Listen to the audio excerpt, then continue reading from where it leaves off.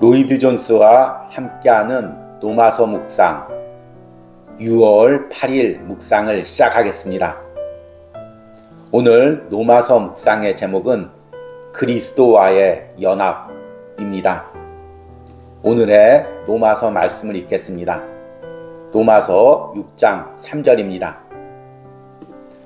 무릇 그리스도 예수와 합하여 세례를 받은 우리는 그의 죽으심과 합하여 세례를 받은 줄을 알지 못하느냐.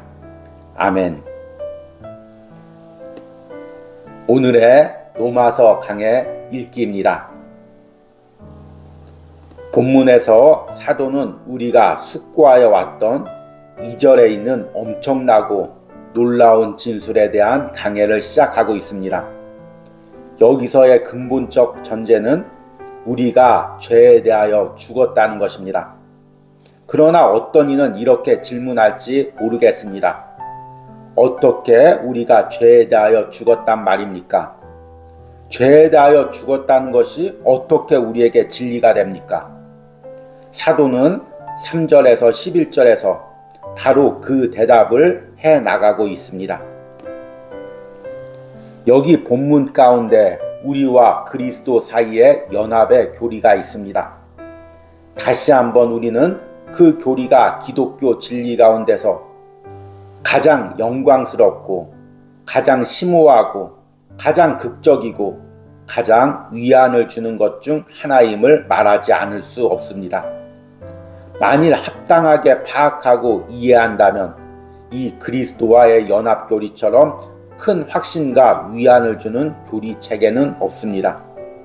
우리가 이 교리에 확실하지 못하면 우리가 알게 될 것이지만 어느 의미에서 전체 구원 교리의 중요한 국면들 가운데서 하나를 놓치게 되는 것입니다. 그러나 우리가 어떻게 그처럼 연합이 될 수 있습니까? 대답은 성령께서 우리를 그리스도의 몸에 세례를 받게 하셨다는 것입니다. 그것이 성령에 의한 세례입니다. 그것은 놀랍고 신비로운 성령의 사역입니다. 그것은 우리들을 중생시키는 성령의 역사와 비교될 수 있습니다. 그것을 행하는 이 생명의 원소를 주시는 이도 성령입니다. 정확히 같은 방식으로 우리를 그리스도의 몸에 붙여주는 이도 성령입니다. 그리고 사용된 표현은 성령께서 우리를 그리스도에게로 세례시킨다는 것입니다. 그러므로 결론적으로 사도가 여기 두 구절 가운데서 물 세례를 전혀 의중에 두지 않았다는 것은 분명합니다. 나는 그리스도와 함께 십자가에 못 박혔나니 이제는 내가 산 것이 아니요 오직 내 안에 그리스도께서 사신 것이라. 이 말씀 가운데서 동일한 교리를 대하게 됩니다. 그러나 세례는 언급되지 않습니다. 그 이유는 물세례가 연합을 이루어 주지 못하기 때문입니다. 이것은 성령께서 우리를 주 예수 그리스도에게로 연합시키고 그 접붙일 때 성령에 의해서 수행되어지는 세례입니다. 아멘. 오늘의 노마서 해석입니다. 오늘은 6월 첫째 주를 마무리하는 토요일입니다. 우리는 한 주간 동안 새롭게 노마서 묵상을 시작했습니다. 노마서 6장을 다시 읽기 시작하고 그리고 이에 해당되는 로이드 존스 목사님의 노마서 강해 3권을 함께 읽으며 묵상을 시작했습니다. 제가 노마서 묵상을 할 때마다 항상 초점을 두고 기도하는 핵심 내용은 노마서의 핵심 진리, 그리고 그 노마서 핵심 진리를 가장 잘 성경적으로 복음적으로 해석하고 있는 노마서 강해의 이 내용을 여러분들이 쉽고 또 적용할 수 있고 삶에 붙들고 신앙생활할 수 있는 은혜의 말씀으로 여러분들에게 전달해 드리는 것입니다. 노마서 말씀이 진리인 것은 기독교인이면 누구나 다 알고 있죠. 그리고 노마서 강해라는 책도 좋다는 걸 알고 있습니다. 그러나 노마서 강해가 처음부터 끝까지 하나의 논리체계로 완벽하게 연결되어 있기 때문에 이것을 전체적으로 온전히 이해하기가 쉽지가 않습니다. 또 한 구절 한 구절 잘라서 삶에 적용하기도 쉽지가 않습니다. 또 노마서 강해라는 책이 1900년 중반대 영국 시대 논리적인 언어 체계로 전달된 설교이기 때문에 현대인들처럼 이미지나 감성을 중시하는 세대들은 이해하기가 어렵습니다.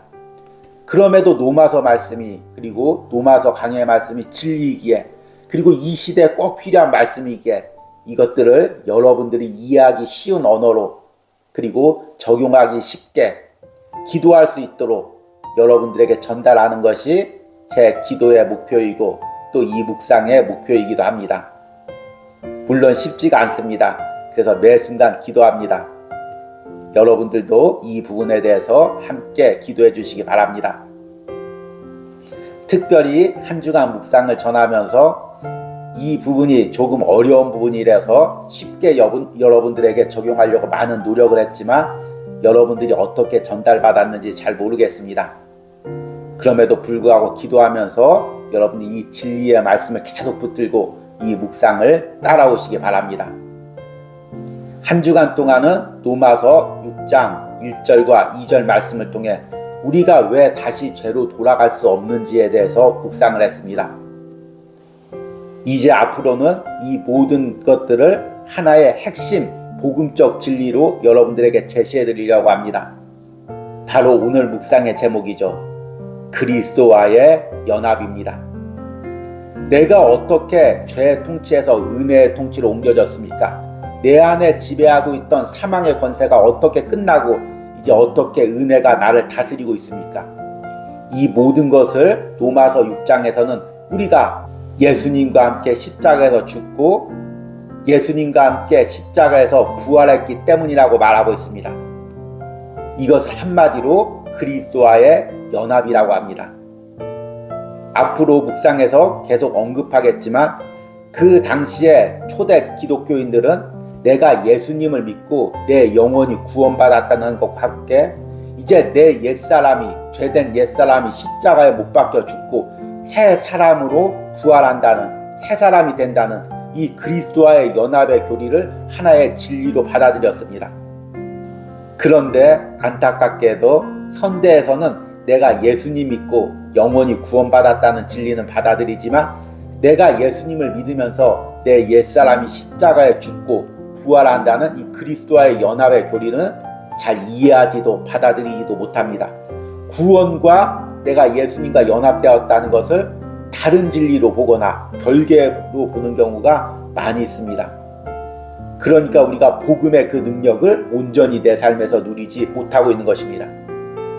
그래서 내가 예수님을 믿는 순간, 내 영혼이 구원받는 순간, 내 죄된 옛사람이 십자가에 못 박혀 죽고 내 안에 죄의 통치는 끝나고 이제 내가 예수님과 함께 새로운 존재로 부활하고 내 안에서 은혜가 다스린다는 이 진리를 믿고 받아들이고 실제적으로 그 진리를 붙들고 사는 것이 너무나 중요합니다.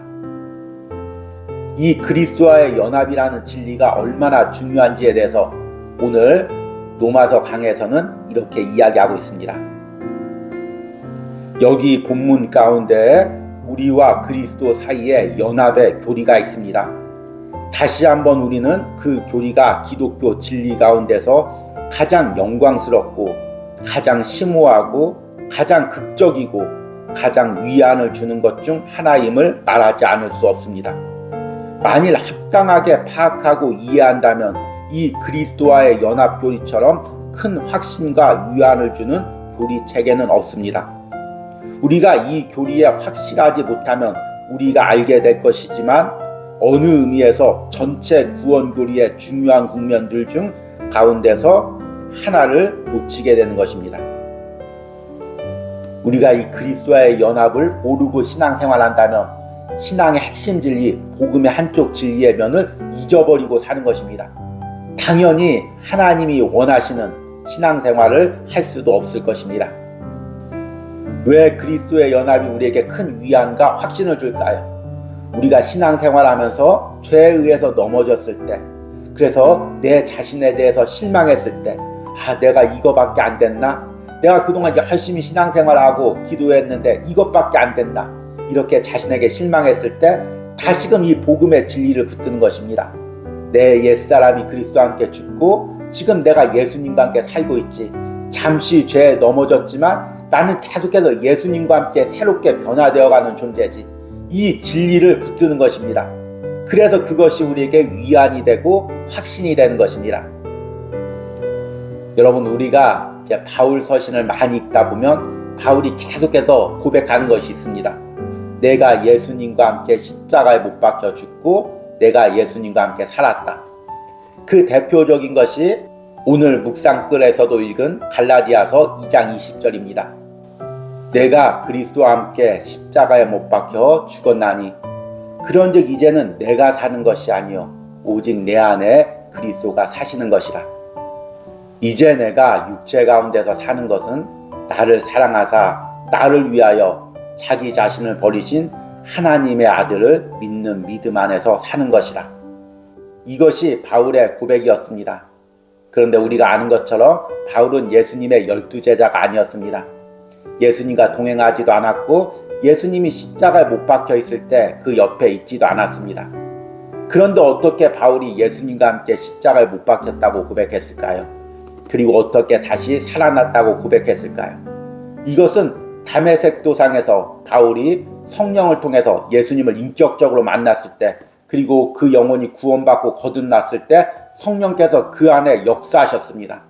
그래서 옛사람이었던 사울은 죽고 이제 바울로 새롭게 태어난 것입니다. 자신의 옛사람은 십자가에 못 박혀 죽은 것입니다. 자신이 자랑하던 것, 자신이 욕망하던 것, 자신이 끌려다니던 모든 죄성을 십자가에 못 박고 그리고 예수님과 함께 부활한 것입니다. 바울이 친히 이 그리스도와의 연합을 체험한 것입니다. 그리고 우리 역시 예수님을 믿을 때 바울과 같은 똑같은 일이 일어납니다. 우리의 옛사람이 십자가에 못 박혀 죽고 이제 예수님과 함께 새 사람으로 살아나가는 것입니다. 이것이 바로 그리스도와의 연합이고 이 그리스도와의 연합은 오직 성령님께서만 우리에게 주실 수가 있습니다. 그리고 우리가 이렇게 그리스도와 연합되었기에 이제는 죄로 돌아갈 수가 없는 것입니다. 죄를 반복할 수가 없는 것입니다. 죄를 우습게 여길 수가 없는 것입니다. 날마다 우리 자신을 십자가에 못 박으며 예수님을 닮아가는 것입니다. 이것이 남은 그리스도인의 사명입니다. 날마다 내 삶에서 그리스도와의 연합을 체험해 나가야 됩니다. 그리스도와의 연합은 내가 예수님을 믿으면서 일회적으로 일어난 사건이지만 매 순간 성령님을 통해서 내 자신을 십자가에 못 박으면서 예수님을 닮아가는 은혜가 있어야 됩니다. 이 그리스도와의 연합, 내 옛사람이 날마다 죽고 또 날마다 새롭게 예수님을 닮아가는 이 은혜의 삶, 이 삶을 여러분들이 누리시기를 소망합니다. 오늘의 적용과 기도입니다. 내가 예수님과 함께 십자가에 못 박아야 할 내 죄된 옛사람의 습관은 무엇입니까? 내가 날마다 예수님과 함께 죽고 부활하는 은혜를 누리게 해달라는 기도를 드리시기 바랍니다. 우리 함께 기도하겠습니다. 무릇 그리스도 예수와 합하여 세례를 받은 우리는 그의 죽으심과 합하여 세례를 받은 줄을 알지 못하느냐? 내가 그리스도와 함께 십자가에 못 박혔나니 그런즉 이제는 내가 사는 것이 아니요 오직 내 안에 그리스도께서 사시는 것이라. 주님, 한 주간 동안 새롭게 로마서 묵상을 시작하며 로마서 6장 말씀을 통해 우리가 죄의 통치에서 끝나고 은혜의 통치로 돌아섰음을 다시 한번 깨닫게 해주심을 감사합니다. 그리고 오늘 말씀을 통하여 이것이 내가 예수님을 믿을 때 내 옛사람이 십자가에 못 박혀 죽고 예수님과 함께 다시 부활하신 은혜를 성령께서 주셨기 때문임을 깨닫습니다. 그리고 이 은혜를 내가 날마다 체험하며 누리며 살아야 됨을 다시 한번 깨닫습니다. 주님, 아직도 습관처럼 남아있는 내 옛사람, 죄된 지배를 받던 그 옛사람의 습관이 날마다 십자가에 못 박히기를 원합니다. 그리고 내가 날마다 십자가에서 다시 한번 예수님을 닮아가는 은혜가 있기를 원합니다. 한 주간 동안 로마서 묵상에 동참한 모든 심령들이 이 은혜를 누리게 하여 주시옵소서. 나는 죽고 내 안에 예수 그리스도가 사는 은혜를 날마다 누리게 하여 주시옵소서. 내일 주일 예배 가운데도 은혜 주시고 또 다음 한 주간의 노마서 묵상 가운데도 동참할 수 있는 은혜, 또 성령의 기름 부음의 은혜가 있기를 간절히 기도합니다. 예수님의 이름으로 기도했습니다. 아멘.